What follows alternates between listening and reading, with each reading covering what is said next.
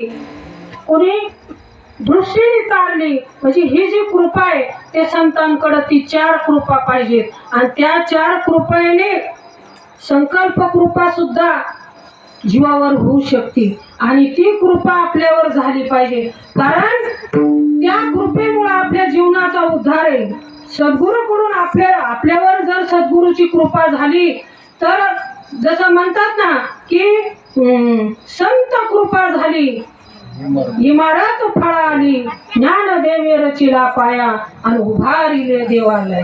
किंवा संत कृपा झाली आणि वाचा बोलायला लागली, कारण संतांची कृपा होता त्यांची कृपा पशु बोले वेद. त्यांची जर कृपा झाली तर पशु सुद्धा वेद बोलू शकतो. मग सोन्यासारखी आपण माणसं आहेत, आपल्याला येऊ नये? आपल्याला तो देव कळू नाही?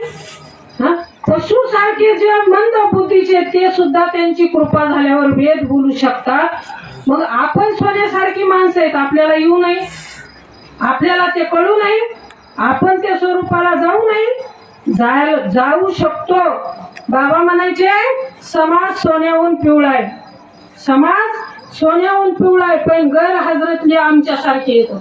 त्या गादीवरचे गैरहजर आहेत, जे सांगायला पाहिजे त्यांना ते सांगत नाही आणि जे नको त्या मार्गाला लावतात आणि म्हणून समाजाला देव कळत नाही.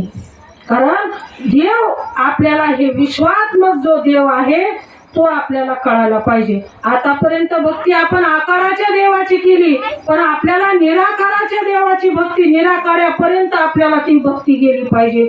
नवे आपण ते देव स्वरूप झालो पाहिजे आणि तो देव स्वरूप करण्याची ताकद फक्त त्या समर्थ संतांकडेच आहे. आणि ते तसे संत ज्यावेळेस आपल्याला मिळतील ना, पण काय झाले सांगू का, बहु अवघड आहे संत भेटी, परी जग जेटी करुणा केली. संत